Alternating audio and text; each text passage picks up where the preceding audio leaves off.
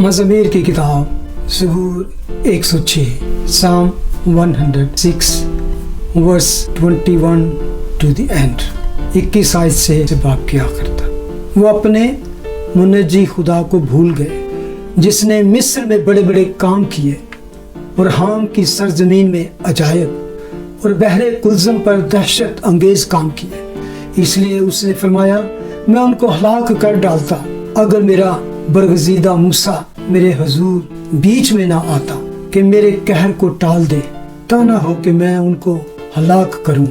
और उन्होंने उस सुहाने मुल्क को हकीर जाना और उसके कौल का यकीन न किया, बल्कि वो अपने डेरों में बुड़बुड़ाए और खुदावंद की बात न मानी।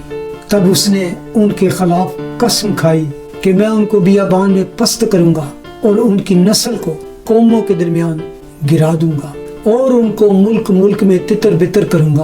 वो बाल फगूर को पूजने लगे और बुतों की कुर्बानियां खाने लगे। यूं उन्होंने अपने अमाल से उसको खशमनाक किया और वबा उनमें फूट निकली।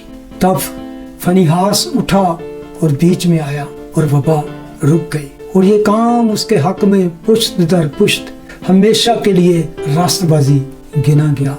उन्होंने उसको मरीबा के चश्मा पर भी खशमनाक किया और उनकी खातिर मूसा को नुकसान पहुंचा, इसलिए कि उन्होंने उसकी रूह से सरकशी की और मूसा बेसोचे बोल उठा।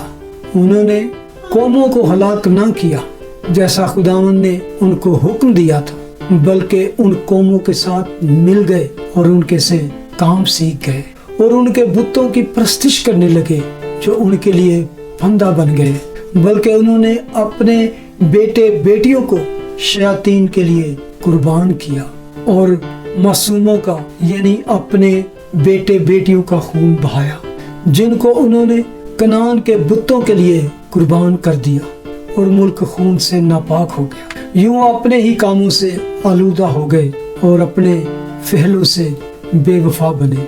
इसलिए खुदावंद का कहर अपने लोगों पर भड़का और उसे अपनी मिरास से नफरत हो गई और उसने उनको कौमों के कब्जा में कर दिया और उनसे अदावत रखने वाले उन पर हुक्मरान हो गए। उनके दुश्मनों ने उन पर जुल्म किया और वो उनके महकूम हो गए। उसने तो बारहा उनको छुड़ाया, लेकिन उनका मशवरा बाग़याना ही रहा और वो अपनी बदकारी के बाइस पस्त हो गए। तो भी जब उसने उनकी फरियाद सुनी तो उनके दुख पर नजर की और उसने उनके हक में अपने अहद को याद किया और अपनी शफकत की कसरत के मुताबिक तरस खाया। उसने उनको असीर करने वालों के दिल में उनके लिए रहम डाला।